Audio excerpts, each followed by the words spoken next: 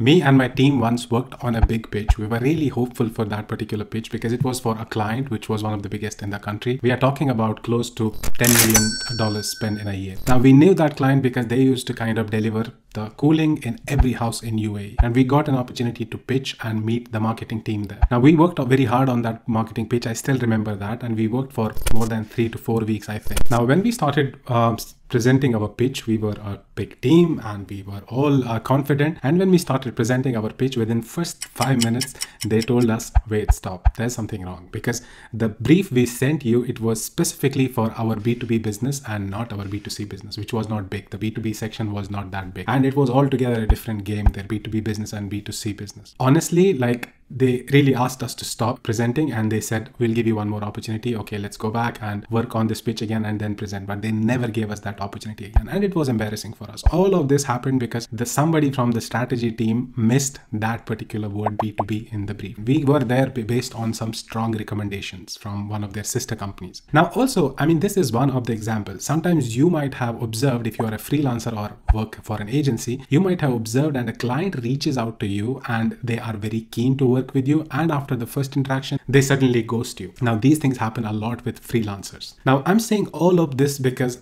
what I realized in my career is, while onboarding the client, your first interaction is very important for a lot of reasons. To give you some examples, like when you speak to the client who's keen to work with you, you have your first interaction with them. It's very important for you because all of you do in that first meeting leaves your first impression, and that is probably the most important one. So in this video, I am going to tell you, when you speak to the client for the first time, whether they reached out to you or you reached out to them and they agreed upon having their first meeting, there are some very important questions you need to ask the client. There are some right questions you need to ask that new prospect client. So for this, all these reasons, I have created, when I used to work for an agency, I had created a kind of an advertising brief or a project brief, which we would always share with a client. I'll show you that template in this video, and you can create something like that for yourself. We will not go through the whole brief, but we will discuss the 6 most important questions you need to ask your client before you even start talking. The first question you need to always ask them is about their business. Now this can include, you ask them what is the product or the service they are going to promote. Sometimes they will have a lot of products and services, and they have reached out to you for a particular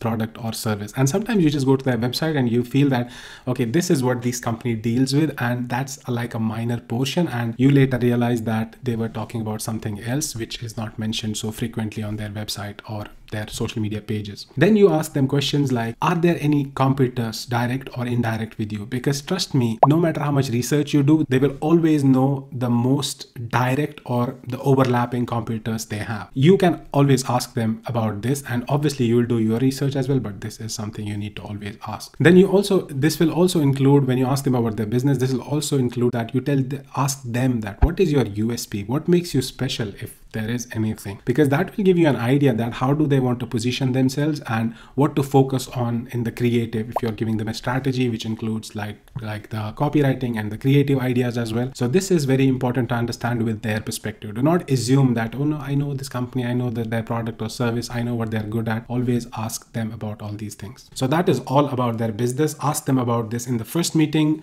and fill it what they said, and share the template with them. Tell them to add any information if you have missed, or if you are meeting them for the first time and they want you to present something, share this template in advance. Tell them, can you answer these questions? Can you fill this template? And then we can have a meaningful meeting afterwards. Second question we need to always ask them is about their digital assets. This will include asking them to give you their website or websites, or the app or apps if they have multiple ones. You need to ask them to share some landing pages if they're using some specific pages for their landing pages. Ask them about their social media pages, or maybe they have some specific for each country. Ask them if they have Google Analytics implemented. Ask them if they have Tag Manager solution already implemented on their like GTM, because these are some important things. And I have seen in my career that there are some companies who claim to be a tech company and they have an app which solves a problem with their tech platform, and they don't even have Firebase configured on their app or any other MMPs. I have come across many examples when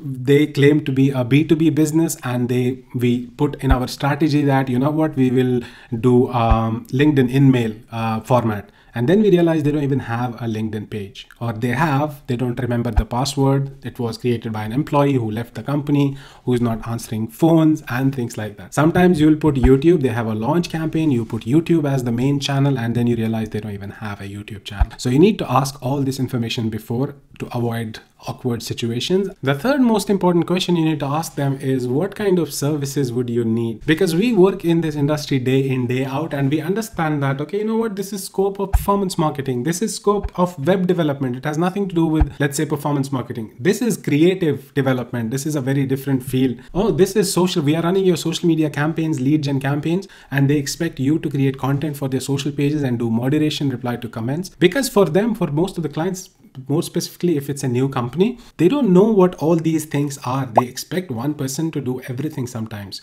So you need to break it down for them and ask them, what exactly do you need? Do you need to work on landing pages? Do you need us to work on media planning and strategy? Or you already have a strategy, you just need us for media buying? Do you ask to do media planning? Do you want us to work on your reporting suite? Do you want us to work on your creative social media? And clarify all of this. If they are not aware about all these things, you need to make sure that you educate them and tell them the differences and how it is different and what all you need. Because I have came across some clients who think that Google charges a fixed price to keep them on top of the page for certain keywords. It's like a renting keywords for a month on Google top of the page. So you need to educate them and ask them, what exactly do you need? And sometimes they will think that, okay, you know what, Google Analytics, Google Tag Manager, and they need a crazy implementation and configuration, and they'll expect that this is something you do as well. So you have to clarify all this in the beginning. And in the template, you can ask them, you can keep check boxes there and ask them to tick consciously everything they want from you. Let's say you want to work with a real estate company. Ask them, do you have goals created? Do you have goals created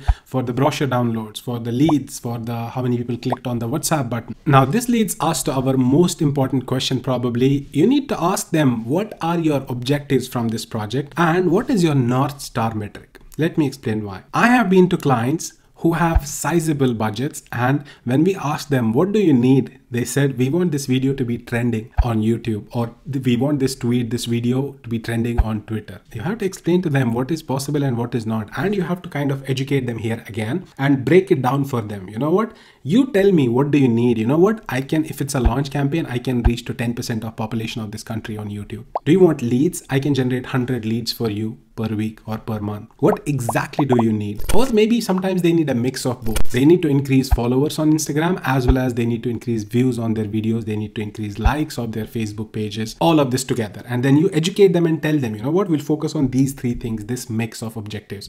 And this is the budget we will require. And this is how much it will cost. Because sometimes they'll give you vague answers. As I mentioned, being trending on YouTube or Twitter. You tell them exactly, you break it down for them in terms of media metrics. This is what we can do for you. This is what we can do for you. And on top of this, you have to ask them, what is your North Star metric? What exactly will you gauge our performance on? So what happens is, if you are working with medium or big companies, they have a procurement team who will take part actively in selecting the agency or freelancer who they will work with. And for procurement team, they don't understand digital media. What they will judge you on is, two companies send financial proposals.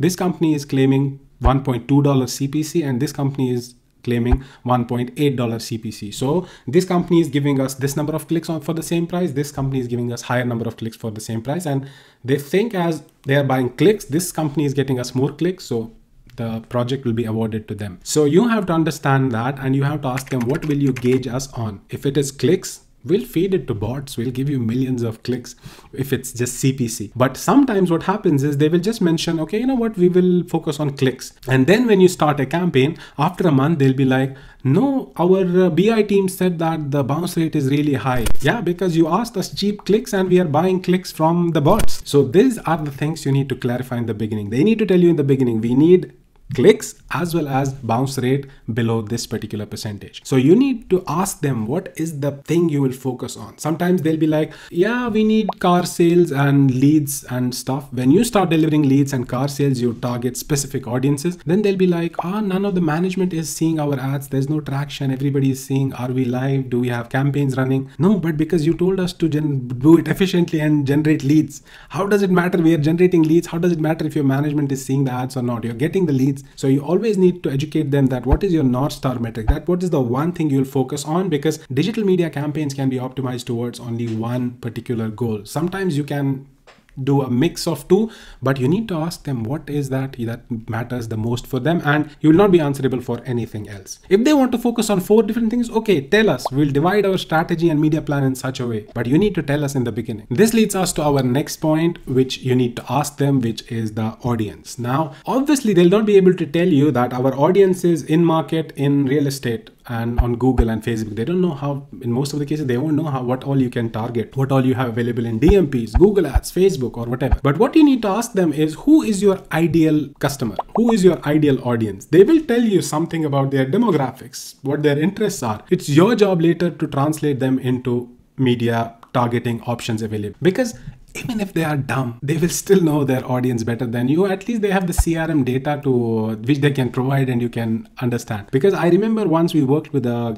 company and they used to sell very expensive indoor plants, and it was a very niche product. I don't even remember, they were the purple color flowers. It was a very specific and niche plant. And when we worked on a strategy for them and did a media plan and we presented to them, and because by default we thought, okay, you know what, people in Dubai and Abu Dhabi have high buying potential customers, there are higher salaries, expats from European countries, North America and stuff like that. So we by default said, like, you know what, 60% or 70% of the budget will go to Dubai and Abu Dhabi. And when we presented it to them, and they said almost more than half of our customers are in Al Ain and Ras Al Khaimah, which is not Abu Dhabi or Dubai. We assumed it, but they would know. So in the beginning, always ask them, give us the CRM data, demographics only. Don't give us IDs, but just the demographics, because sometimes you'll be shocked. We once worked with a real estate client who used to sell luxury properties, and when we presented it to them, they said, no, most of our customers are from India, Russia and Egypt. And we were shocked. Always ask them, who is your ideal customer